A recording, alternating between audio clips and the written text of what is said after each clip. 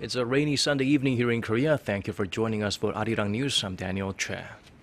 Korea felt the effects of Typhoon ChanHom on Sunday. Strong winds felled trees and traffic lights in some areas.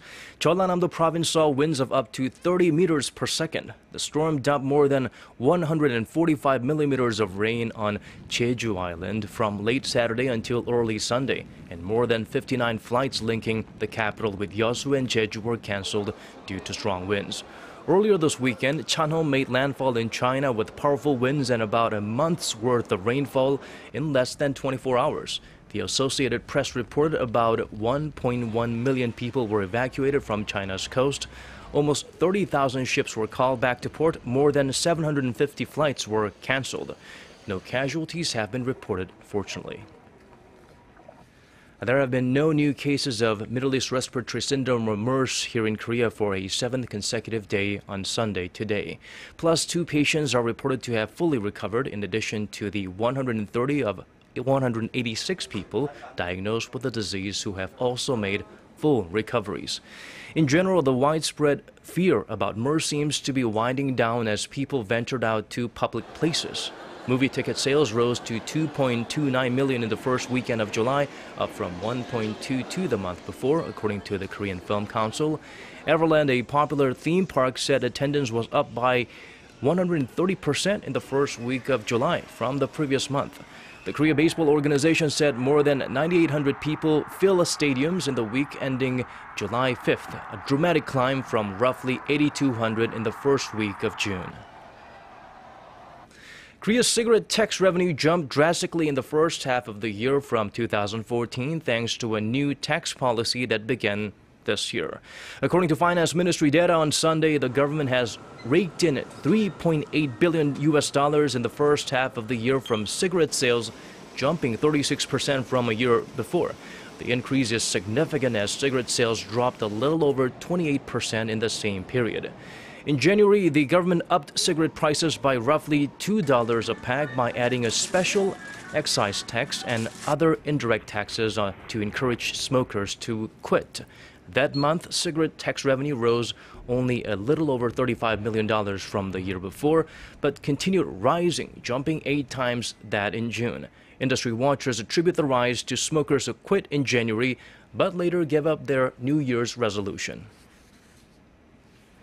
The window for Greece to reach a deal with its creditors and keep the country from bankruptcy is about to close. A summit of all EU members have been cancelled in order for Eurozone talks on a third bailout to continue Sunday after an agreement was delayed the day before. Our Kwon So-hwa has this report. It's a busy weekend for Eurozone finance ministers, who are putting their heads together in Brussels to decide the fate of crisis-hit Greece. After more than 8 hours of talks on Saturday, with Finland refusing any more funding for Athens and Germany suggesting a temporary Brexit of 5 years, there were no breakthroughs. But we haven't concluded our discussion, so we will continue at 11. It is still very difficult, but work is still in progress. That's all I can say. The Eurogroup chairman also focused his remarks on, quote, the issue of credibility and trust. In fact, many of the other 18 Eurozone members have expressed skepticism about Greece's new proposal for an €80 billion bailout. The reform plan put forward by Prime Minister Alexis Tsipras includes tax hikes, raising the retirement age, and cutting defense spending. While the Greek parliament backed the new proposals, which are similar to the ones Greeks rejected in a referendum just a week before, many Greeks are demonstrating against it. It keeps all the tax burdens, unbearable burdens that existed before, which are harmful to the economy and the society. And it adds even more. Time is running out for Greece as the crisis is taking a toll on its people. Banks have been shuttered for 2 weeks now, and the country is just a week ahead of another crucial deadline to repay the European Central Bank. Kwon So-hwa, Arirang News. Staying on the topic of that Greek tragedy, a Greek exit from the Eurozone could have an impact on Korea, namely on exports, but the effect is likely to be limited. According to the Korea International Trade Association, or KITA, a Grexit could drag down exports to Europe by 5.8%. And the biggest losers are expected to be in shipbuilding, automobiles, displays, and mobile devices. The decline in exports will be due to the Eurozone's economic growth dipping 1 percentage point and the Korean won adding 13.6% against the euro as a result of Grexit. The EU took up 9% of Korea's exports in 2014. Greece, however, only accounted for 0.2%. Kita assured the consequences of a Grexit will not be as serious as the 2010 Eurozone crisis, as the current damage will be limited by the European Central Bank's stimulus efforts that began back in March. Back here in Korea, the country's aging population is rapidly expanding. That's nothing new, but Korea will also be #1 when it comes to the proportion of younger people having to support older people over 65 by the year 2060. Data by Statistics Korea shows that while this year the figure stands at 17.9, it's expected to reach 80.6 by 2060, a 4.5-fold jump.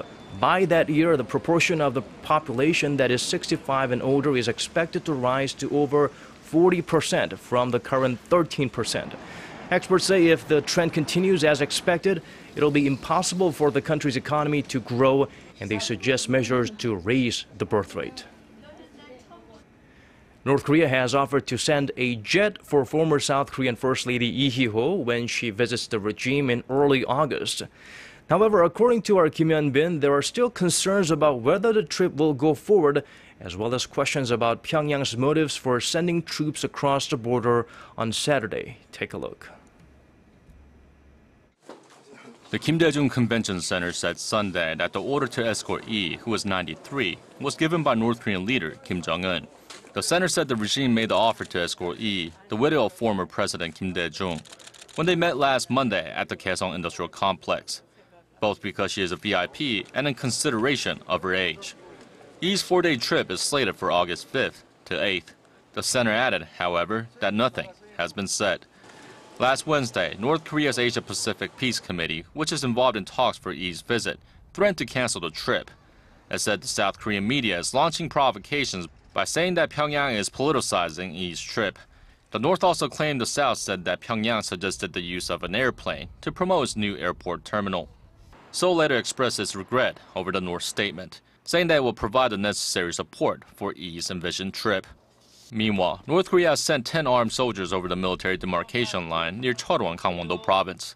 An army official told Seoul-based Jeollanam News on Sunday the armed group crossed on Saturday but retreated immediately after the South fired warning shots. This is the first time this year the South has fired warning shots at North Korean soldiers. Army sources say they are looking into the motive behind Pyongyang's increased activities on the border, but said the military is ready for any provocation or attack by the regime. Kim Hyun-bin, Arirang News.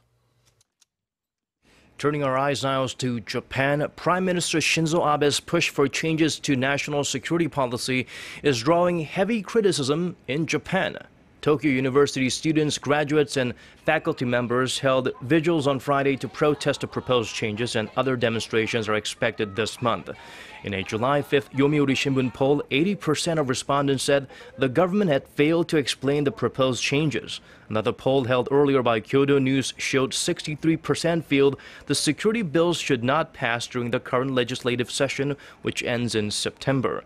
In June, Abe defended the policy against some of the country's most respected constitutional scholars who said the proposal for collective self-defense, which would allow for the military to come to the aid of an ally under attack, was unconstitutional. A security committee in the Diet's lower house is reviewing the bills. Scientists around the world are always trying to find new, efficient sources of renewable energy. A local team of Koreans are doing just this, a floating power generator that converts the natural motion of the sea into electric energy. Our Won Ji-hyun tells us more. Notice the small object floating inside the pool and how it responds to movement in the water. It lights up when it comes into contact with the waves. What you're seeing here is actually the top portion of a new wave energy converter that's being developed by researchers from Yonsei University. They say it's a type of oscillating water column that uses moving water as a piston in a cylinder. The device has 3 main components: a lid, a tube, and a power takeoff module that's placed between them. The lid is open at the bottom, so when the waves hit the device, water goes in and out of the tube, pushing the air trapped inside back and forth. The air then passes through the power takeoff module, which spins the turbine that generates electricity. We made the machine vertical so it can operate even when its body is submerged in water. We're now testing miniature models to increase the efficiency of the turbine system. Since the device can both float and operate underwater, scientists say it can be used at deep sea levels, whereas conventional models are generally installed near the shoreline. Though the researchers still have a long way to go, they see a great potential for the device to collect much more energy from the powerful waves out at sea. Won Ji-hyun, Arirang News. And now the weather. Korea is experiencing heavy downpours nationwide due to the impact of Typhoon ChanHom, and the showers will continue through Monday. Jeju Island's Witseorum had received the greatest amount of rain so far at 1,300 millimeters. Temperature-wise, Seoul will start the day at 24 degrees Celsius. Busan will be a little lower at 23 and Jeju at 24 on Monday. And now let's take a look at the weather conditions around the world.